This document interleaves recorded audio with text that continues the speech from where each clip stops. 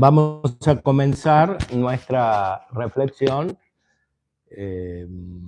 con la Sagrada Escritura. Hoy hablamos de la palabra de Dios, Cristo que nace en nuestra alma y que llega a la perfección en nuestra alma, no porque Él no sea perfecto, sino porque nosotros somos imperfectos y se une con nosotros para llevarnos a la perfección. El Padre envía al Hijo y envía al Espíritu Santo a nuestra alma para llevarnos a la perfección, que es un precepto evangélico. Es, en cierta manera, el precepto fundamental. Sed perfectos como vuestro Padre Celestial es perfecto. Entonces, no hay que asustarse por la palabra perfección, ni hay que rechazarla bajo la especie de una falsa humildad, como si no pudiésemos ser perfectos, porque para Dios nada es imposible, como dice el ángel a la Virgen en la Anunciación.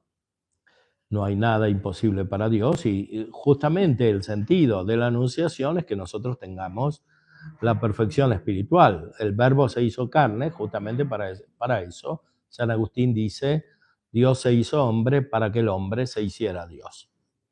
Entonces, estamos llamados a la misma perfección de Dios, por supuesto. Hay una distancia infinita entre la criatura y el Creador, y esa se mantendrá eternamente, pero misteriosamente participaremos de la perfección del mismo Dios y seremos nosotros perfectos. Y la gracia que llega a nuestra alma perfecciona nuestra naturaleza, no la suplanta, no la destruye, sino que la perfecciona. Más aún, nos da la perfección propiamente humana. Ninguna persona humana puede ser perfectamente humana en su operar si no tiene la gracia de Dios. Es decir, sin la gracia no es posible superar los pecados, los vicios, etcétera, que corrompen la naturaleza humana a partir del pecado original. Y la gracia supone la fe. No se puede tener la gracia si no se tiene la fe. Por eso decía la carta a los Hebreos, citando el Antiguo Testamento, que el justo vive por la fe. Y llega a la perfección por la fe. Sin la fe no se puede agradar a Dios, dice también el texto de la Sagrada Escritura. Ahora, la fe es adhesión a la revelación que nos viene principalmente a través de nuestro Señor Jesucristo. La revelación es algo interior, pero tiene también palabras exteriores. Santo Tomás, que es uno de los santos que nos van a guiar en estas reflexiones, lo dice muy claramente. La ley nueva, es decir, el Evangelio, es principalmente la gracia del Espíritu Santo que se da a los fieles en Cristo.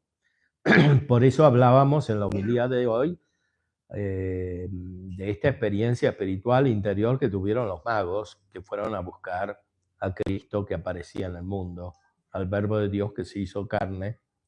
Los magos tuvieron una alegría interior que los fue guiando. San Juan de la Cruz dice, sin otra luz ni guía, sino la que en el corazón ardía. Es decir, una persona que está en la noche oscura de este mundo, está en la noche oscura de su vida porque tiene que transformarse, sin embargo, tiene como un recuerdo del gozo espiritual que le da la unión con Dios. Eso es lo que tenían los magos. Más aún, estaban en la noche, justamente los guiaba una estrella que aparece de noche. Entonces, en ellos encontramos un ejemplo de cómo es nuestra propia vida espiritual fundada sobre el Evangelio, es decir, sobre la gracia. Y el mensaje del Evangelio es, en primer lugar, un mensaje de felicidad. Por eso, en San Mateo, en el capítulo 9, nuestro Señor comienza su predicación anunciando las bienaventuranzas, es decir, las felicidades. es el mensaje, en cierta manera, más profundo de todo el Evangelio, porque comienza desde el final, comienza desde el fin de la vida humana, desde aquello que da sentido a toda la vida humana. Los filósofos antiguos ya lo sabían. El fin es la causa de las causas, es la causa principal. O sea, las cosas no son principalmente por cómo se hacen, por quién las hace, sino por el fin que tienen. Todas las cosas que existen. Porque justamente la raíz de todas las cosas es Dios, las ideas que Dios tiene de las cosas y que están en la mente de Dios, es decir, expresadas en el verbo de Dios, la palabra de Dios. La palabra de Dios expresa lo que Dios mismo es, lo que el Padre es, pero también expresa lo que las cosas son, o sea, el modelo de todas las cosas que está en la mente de Dios. Y muy especialmente esto se aplica a la vida humana. Y por eso nuestro Señor comienza el Evangelio por el final, en cierta manera. Es decir, comienza el Evangelio, el anuncio de la revelación divina, mostrándonos a qué estamos llamados. Y estamos llamados a la felicidad. Eso es natural. Está en la naturaleza humana. Ya lo decían los filósofos antiguos, Aristóteles, todos los hombres buscan la felicidad. Y cuando el pensamiento renuncia a la búsqueda de la felicidad, cae en una profunda deformación, como sucede en los filósofos modernos, en Kant, en otros, que piensan que no es posible la felicidad. En cambio, la verdadera razón humana descubre que el fundamento de toda la vida es la búsqueda de la felicidad.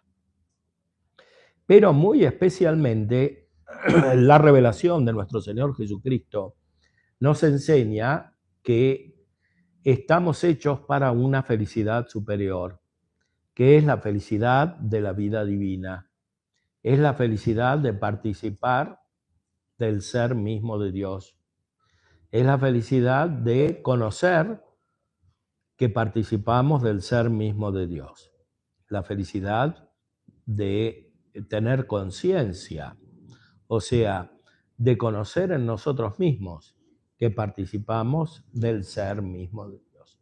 Todo eso comienza en esta vida. Por eso el Evangelio es radicalmente un mensaje de felicidad. Por supuesto, para llegar a esa felicidad hace falta una gran transformación, hace falta caerse por el camino, como le pasó a San Pablo, o hace falta la noche oscura, como dice San Juan de la Cruz. Hacen falta las pruebas, unas pruebas muy profundas, pero no porque no estemos llamados a la felicidad, sino justamente por eso, porque estamos llamados a la felicidad, y para alcanzar la felicidad verdadera no hay otro camino que esa transformación. La misma cruz de Cristo, que es la pasión de Cristo, es una transformación de Cristo mística. Cristo ya es perfecto, por supuesto, y por eso nos puede llevar a nosotros a la perfección, pero el cuerpo místico todavía no es perfecto. Nosotros no somos perfectos, tenemos que llegar a la perfección. Y Cristo padece en la cruz justamente para llevarnos a la perfección. Padece por la imperfección que tenemos nosotros. Él no tiene ninguna imperfección, no tiene ningún pecado. Él es perfectamente santo, no solo como Dios, sino como hombre. Está lleno de gracia. Pero nos lleva a nosotros a esa perfección que Él tiene.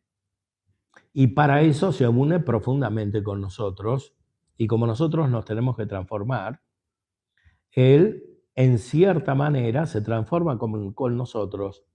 O sea, la pasión de Cristo es la transformación de su cuerpo con nosotros. Nosotros nos unimos a Él se une a nosotros, y lo que le pasa a Cristo nos pasa a nosotros. si estamos de verdad unidos a Él por la caridad. Entonces,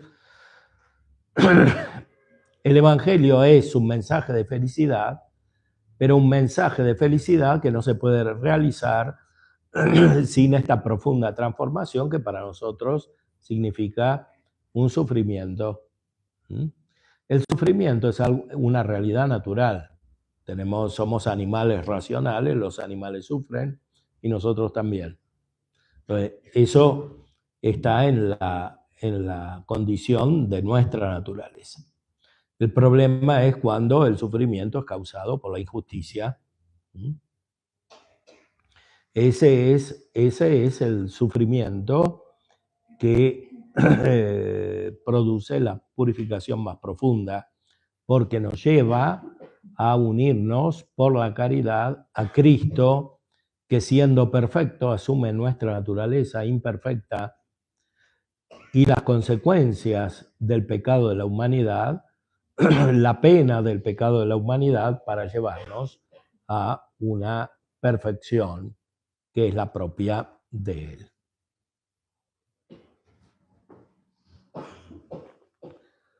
Por eso todo nuestro camino espiritual es unión profunda, cada vez más profunda, con Cristo.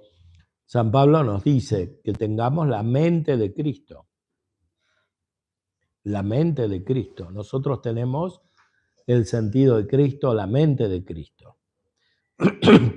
Y Cristo es Dios y Cristo es hombre perfecto. Y por eso nosotros estamos llamados a tener la mente de Dios y la mente del hombre perfecto en una unidad maravillosa y misteriosa que encontramos solamente en Él, solamente en nuestro Señor Jesucristo. Por eso, si pasamos a través de la pasión, es para llegar a una perfección gozosa, a una felicidad plena, y esta felicidad va guiando todo nuestro camino. Por eso nuestro Señor comienza su mensaje anunciando esta felicidad. Leemos en el Evangelio según San Mateo, capítulo 5. Viendo la muchedumbre, subió al monte, se sentó y sus discípulos se le acercaron. Y tomando la palabra les enseñaba diciendo: bienaventurados los pobres de espíritu, porque de ellos es el reino de los cielos. Los pobres de espíritu. Dice, bienaventurados, es decir, felices. No se refiere solamente a la vida eterna, se refiere a esta vida. ¿Y por qué se puede ser felices siendo pobres? Porque la riqueza es una posesión de bienes de toda clase, no solamente materiales, sino también espirituales, que impide a quien los posee el acercamiento a la verdadera riqueza o la riqueza definitiva o radical, que es la riqueza de Dios. San Pablo dice que Cristo se hizo pobre para enriquecernos a todos, porque en Él habitan todos los tesoros de la divinidad. Y el reino de Dios es un tesoro que está escondido en el campo. Entonces, se trata de dejar una riqueza para tomar otra riqueza que es mejor e infinitamente superior. O sea, se trata de tener un desprendimiento de lo que normalmente los hombres, cuando están librados a sí mismos, aprecian, que son las cosas mundanas. Santo Tomás nos dice que uno de los signos de que alguien tiene la gracia de Dios es que desprecia las cosas del mundo. Despreciar las cosas del mundo no es lo mismo que decir que son malas. Eso lo decían los herejes, los maniqueos, etc. Es decir, que son buenas porque las creó Dios, pero que no son tan buenas como Dios, porque Dios es la fuente de todas las cosas. Entonces, que Dios tiene un precio superior, un valor superior. Y el Evangelio es justamente un camino para encontrar ese valor superior, ese bien superior que está en el mismo Dios. Y no hay otra manera que desprenderse de las cosas del mundo, es decir, de las cosas creadas, en cuanto se las percibe como deficientes respecto de Dios.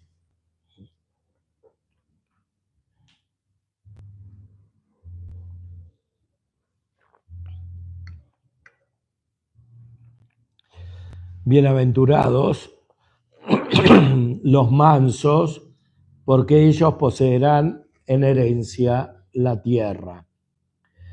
Bienaventurados los que lloran, porque ellos serán consolados.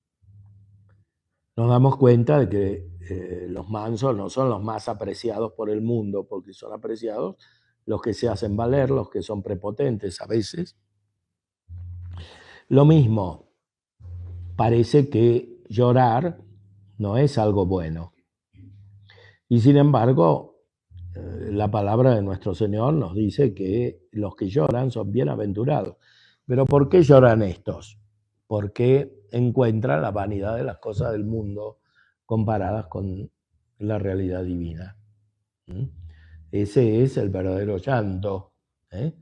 Incluso algunos lloran cuando el Espíritu Santo los hace cambiar de vida interiormente y se convierten a servir a Dios, y entonces empiezan a entender el camino que llevaban antes y el camino que deben emprender ahora, y cómo son tan diferentes, y eso lo sienten profundamente y se los hace sentir el Espíritu Santo.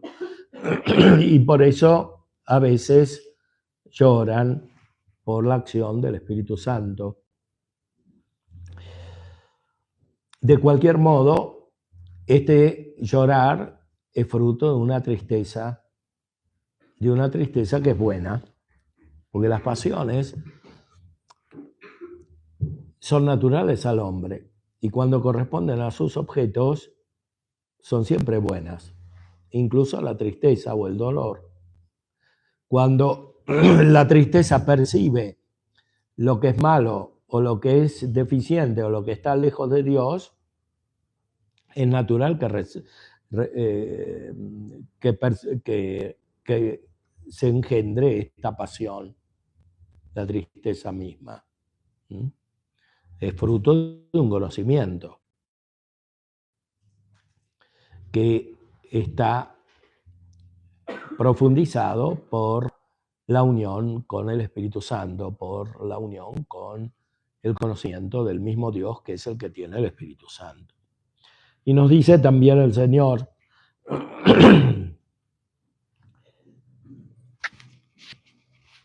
bienaventurados los que lloran, porque ellos serán consolados. Bienaventurados los que tienen hambre y sed de la justicia, que ellos serán saciados. San Pablo nos dice al principio de la carta a los Romanos que los hombres tienen atrapada la verdad en la injusticia. Lo que reina en el mundo es la injusticia. El pecado original es injusticia. Cada pecado es injusticia. Cada falta de caridad, en el sentido más profundo del término, cuando se pierde la caridad, es injusticia.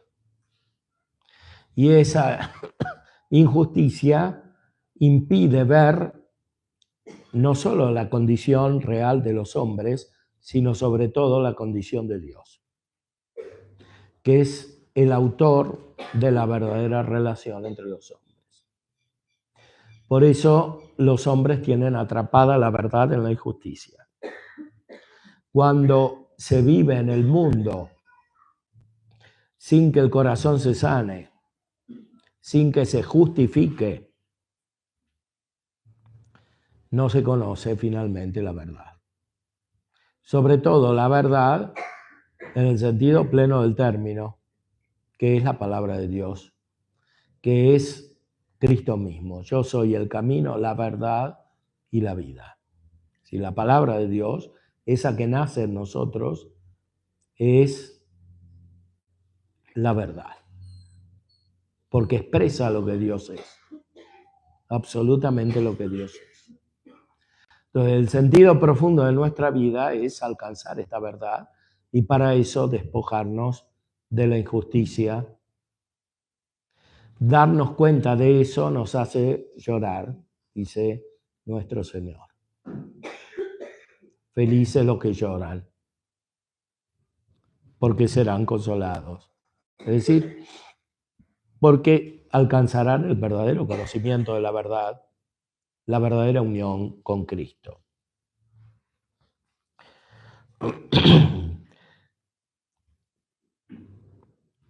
Bienaventurados los que tienen hambre y sed de la justicia, porque ellos serán saciados. Bienaventurados los misericordiosos, porque ellos alcanzarán misericordia. Bienaventurados los limpios de corazón, porque ellos verán a Dios.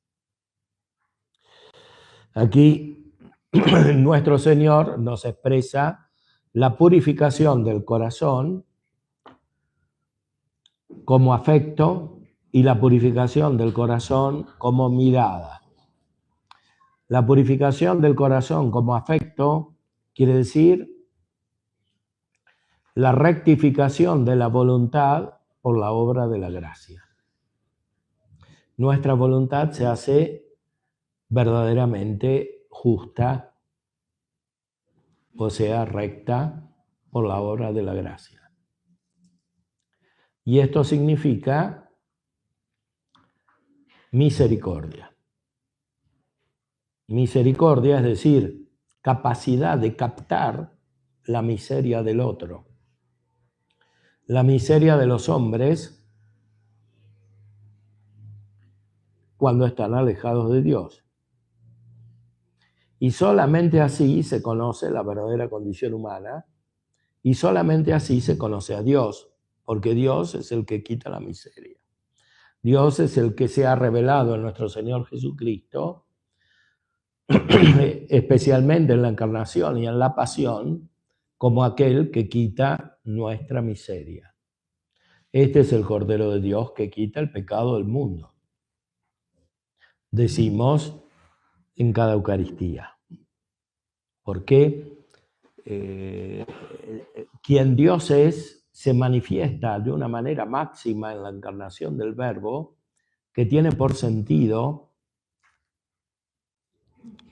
la liberación de nuestros pecados.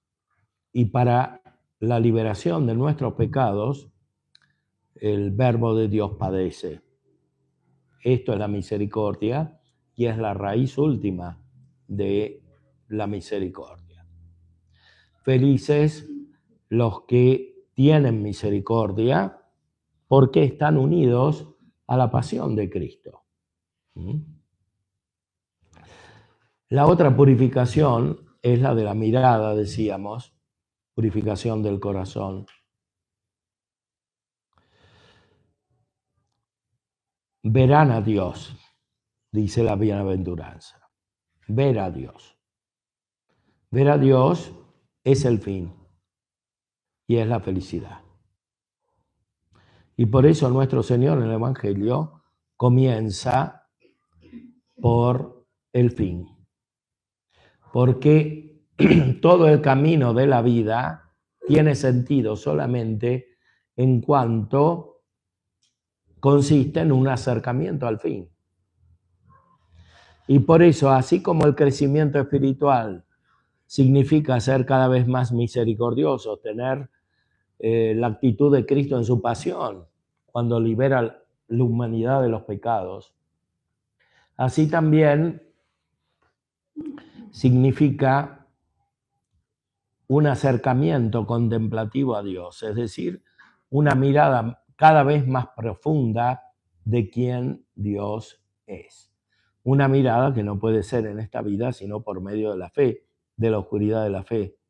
En cierta manera, cuanto más crece la contemplación de Dios, más crece la oscuridad, porque cuanto más se conoce a Dios, más se conoce que somos distintos de Dios y que toda la realidad es infinitamente distante respecto del ser de Dios. Los limpios de corazón, entonces, son felices porque verán a Dios. Esta limpieza de corazón es una especie de pobreza, como la que indicó al principio, una pobreza de sensaciones, una pobreza de ideas, porque Dios no puede ser alcanzado por medio de ningún conocimiento sensitivo, ni por medio de ningún conocimiento intelectual, así como lo ejercitamos normalmente para conocer las cosas que están a nuestro alcance. Dios está más allá de todo eso. Nada puede alcanzarlo. Y por eso necesitamos una mirada nueva que no puede provenir sino del mismo Dios. Y esa mirada tiene su raíz en la fe. Es la fe misma, aquella que nos comunica la mirada de Dios, que se hace después nuestra mirada. San Agustín decía, la fe tiene sus ojos. La fe tiene sus ojos. Y estos ojos son los que miran cuando el corazón está limpio, como dice aquí nuestro Señor.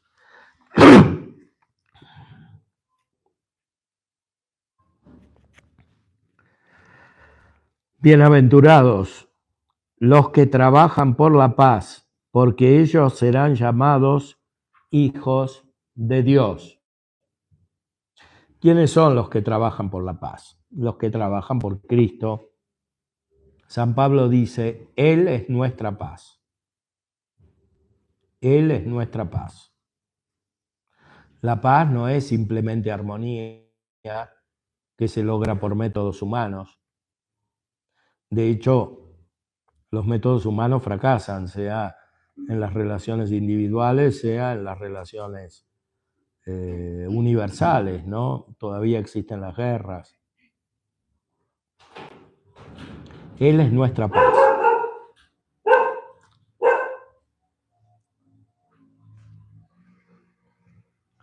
Dios estaba en Cristo reconciliando al mundo consigo, dice San Pablo. Los que trabajan por la paz serán llamados hijos de Dios. ¿Por qué? Porque están unidos a Cristo, que es la paz. Y por eso trabajan como Él. Es una palabra misteriosa que está en el Evangelio según San Juan. Ahí Cristo dice, mi Padre trabaja y yo también trabajo. Es este trabajo. Es un trabajo sobrenatural. No es el trabajo que nosotros conocemos. El que nosotros conocemos es muy limitado y no llega a producir esta felicidad. De hecho, los que trabajan mucho sin saber para qué, muchas veces son infelices.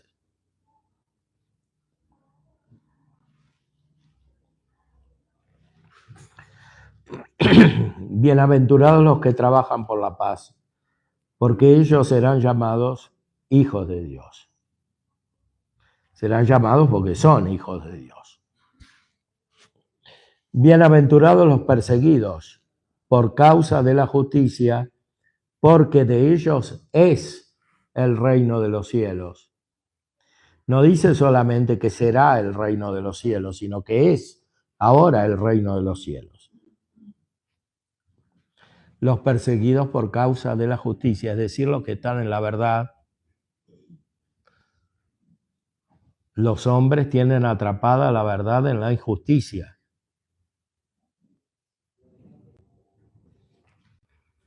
Y el trabajo de la paz, de la cual habla Jesús aquí en estas bienaventuranzas, es justamente el de hacer aparecer la justicia, el de obrar la justicia.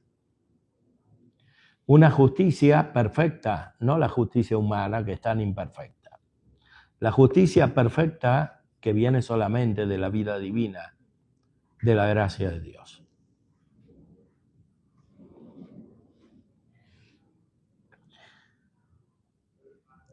Cuando alguien trabaja por la causa de la justicia es perseguido por los que viven en la justicia.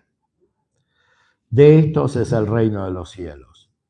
Bienaventurados seréis cuando os injurien y os persigan y digan con mentira toda clase de mal contra vosotros por mi causa.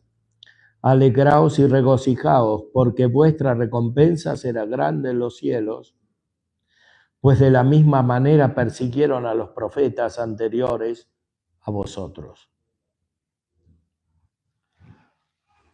Ningún pedagogo moderno habría aconsejado comenzar de esta manera. Es decir, diciendo todo lo difícil desde el principio. Justamente Cristo comienza así porque su mensaje es sobrenatural. En las traducciones del Padre Nuestro se dice nuestro pan de cada día, pero en griego y en latín, en las primeras traducciones se decía nuestro pan sobrenatural. Es decir, nuestro pan superior no es el pan solamente que comemos, ese es Cristo, que es el pan de vida. Cristo que es el pan de vida, el que pedimos. De esta manera comienza el Evangelio de una manera sobrenatural, es decir, más allá de la naturaleza humana, de la comprensión que tienen los hombres en la vida corriente, de la comprensión de la mayoría de los hombres. Aquí se trata de un mensaje especialísimo que no se puede reducir a una comprensión humana. Es el mensaje del mismo Dios, que viene y nos habla a través de Cristo, que es Dios. Dios que habla con palabras humanas. Esa es la revelación. Pero si hubiese comenzado el Evangelio de otra manera, no habríamos entendido de qué se trata el Evangelio. Podríamos haber creído que es un mensaje humano para vivir en armonía, para tener un cierto equilibrio, pero no es todo eso. Es algo muy superior, es algo propiamente divino. Y justamente por eso Dios permite el mal. Pues todo esto que está describiendo aquí, en las bienaventuranzas, es el mal profundo de la vida de los hombres, la mentira, la injusticia, la persecución, que son actitudes conscientes, malas. Todo eso lo permite Dios para llevarnos a un bien absolutamente superior al humano. Ese bien es la gracia, y la gracia es el centro del Evangelio, es el reino y es el inicio de la vida eterna. Este reino es el Evangelio mismo. Por eso los grandes santos nos explican cómo la palabra de Dios es la gracia misma. Es decir, el Evangelio es la gracia misma. Santo Tomás, cuando explica en la Suma Teológica en qué consiste la ley nueva, es decir, el Evangelio, el modo de vivir cristiano, nos dice con toda claridad que lo principal no son las palabras, es la gracia del Espíritu Santo. De hecho, en la historia de la Iglesia han aparecido cientos de herejías basadas sobre el texto de la Sagrada Escritura, de los Evangelios. ¿Y por qué son herejías? Porque se separan de lo principal. Herejía quiere decir división, separación. Se separan de lo principal, que es la vida de Dios, la gracia de Dios, que tienen los que verdaderamente y en plenitud están en la iglesia. El que no tiene la gracia de Dios está en cierta manera en lo principal, fuera de la iglesia, aunque reciba los sacramentos. Tener la gracia de Dios significa, en lo principal, estar en la iglesia, y estar en la iglesia quiere decir ser algo de Cristo, ser cuerpo de Cristo, cuerpo místico, misterioso, secreto de Cristo.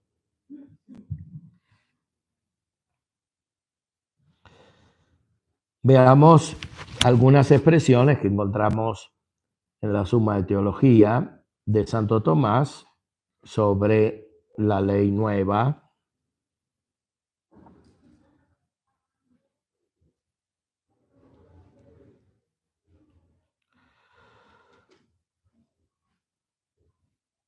Se pregunta si la ley nueva es ley escrita,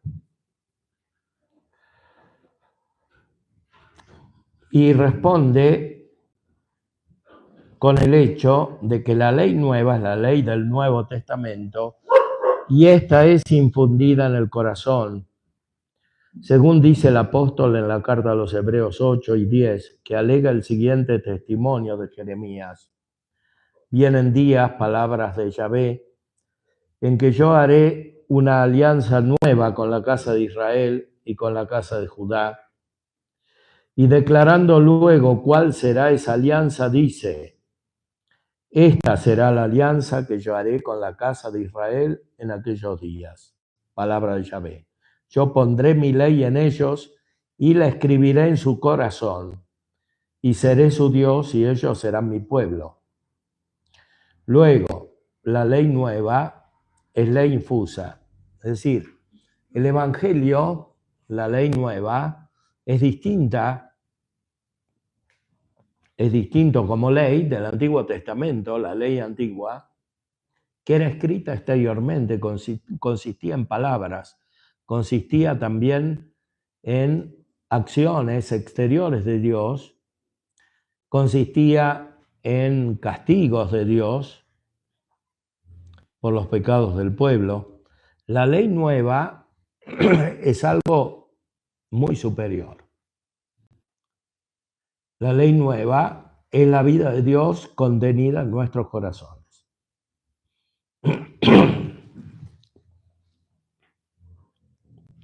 Lo principal en la ley del Nuevo Testamento y en la que está toda su virtud es la gracia del Espíritu Santo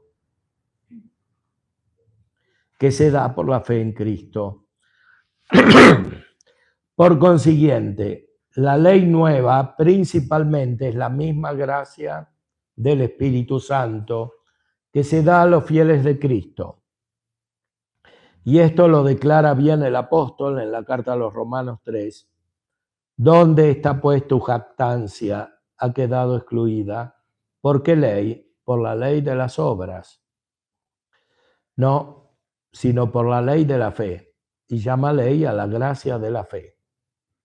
Y más explícitamente dice en Romanos 8, porque la ley del Espíritu de vida en Cristo Jesús me libró de la ley del pecado y de la muerte. De donde dice San Agustín, en el libro de Espíritu y la Letra, que como la ley de las obras fue escrita en tablas de piedra, así la ley de la fe está escrita en los corazones de los fieles. Y añade en otro lugar de la misma obra: ¿cuáles son las leyes de Dios escritas por Él mismo en los corazones, sino la misma presencia del Espíritu Santo? Este texto de Santo Tomás es muy fuerte porque se refiere directamente al Evangelio. El Evangelio no son principalmente las palabras que leemos. El Evangelio es la gracia de Dios. Es la presencia del Espíritu Santo que obra en nosotros. Por supuesto, como somos personas humanas, tenemos una naturaleza corporal también, necesitamos signos exteriores, necesitamos imágenes, necesitamos palabras, necesitamos milagros, necesitamos visiones, pero todo eso es absolutamente secundario respecto de lo principal.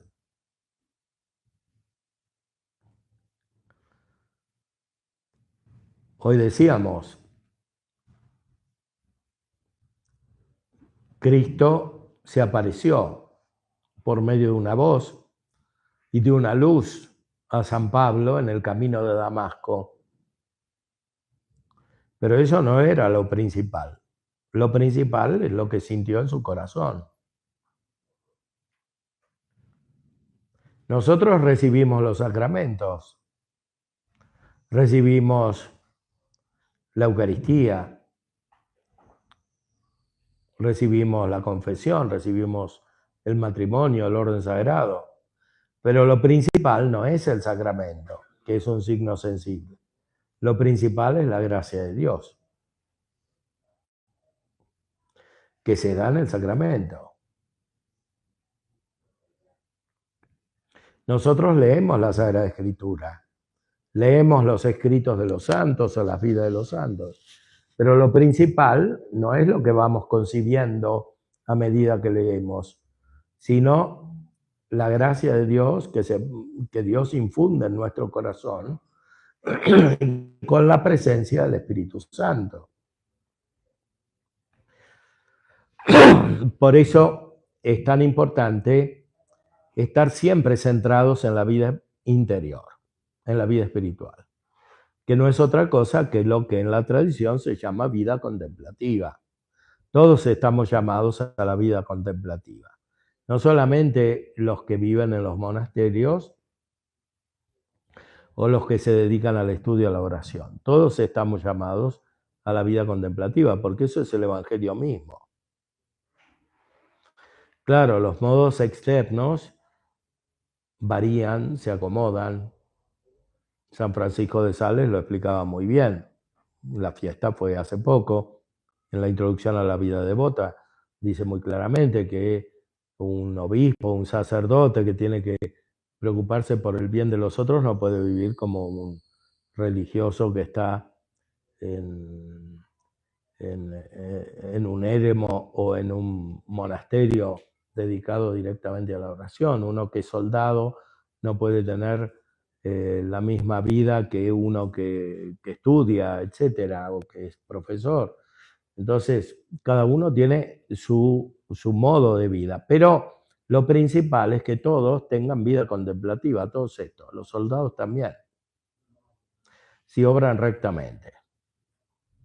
Es decir, que cada uno esté centrado en Dios y haga todo por Dios. Y si no logra eso, todo lo que haga va a estar siempre desordenado y no le va a servir finalmente. Le va a servir solamente lo que hizo por Dios y lo otro lo va a ver como una pérdida de tiempo.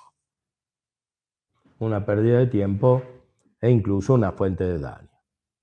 Por eso es tan importante que la vida esté centrada en la presencia de Dios.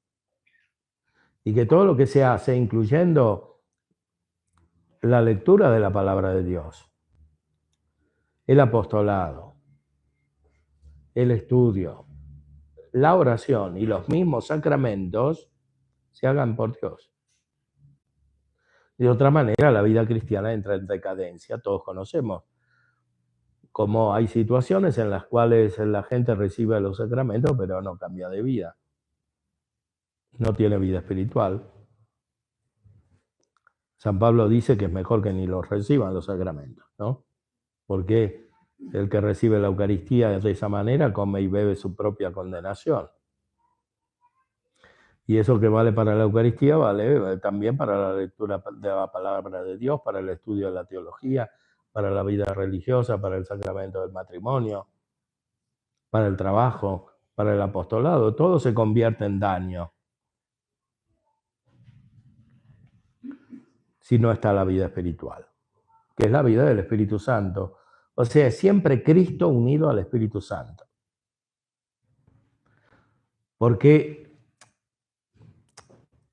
nuestra vida espiritual, nuestra vida de gracia, nace del Padre, como explicamos, que envía al Hijo y lo hace nacer en nosotros, pero el Hijo es siempre aquel acompañado por el Espíritu Santo.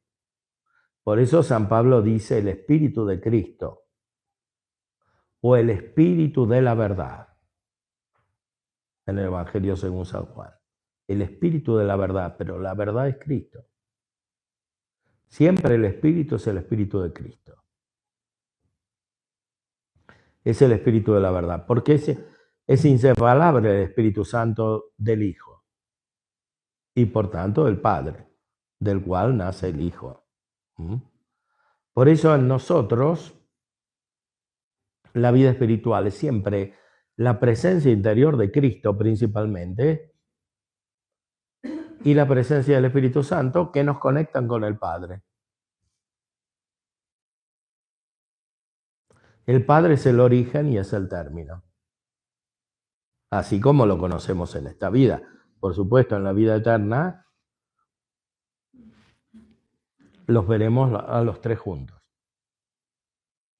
Pero aquí sentimos primero el Espíritu Santo que nos hace conocer al Hijo y solo desde ahí nos elevamos al Padre. Y nos damos cuenta de que ellos dos fueron enviados por el Padre.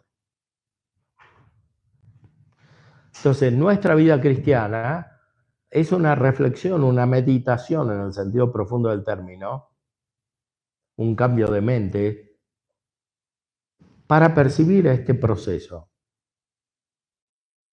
o estos procesos. En efecto, decimos que en Dios hay dos procesiones. Y las llamamos procesiones porque nosotros las conocemos al modo del movimiento que nos es familiar. En Dios no hay movimiento. Pero nosotros conocemos a Dios a partir de lo que tenemos a nuestro alcance. Y por eso conocemos a Dios a través de un proceso mental, que es una unión con las procesiones divinas, con el origen de las personas en el mismo Dios.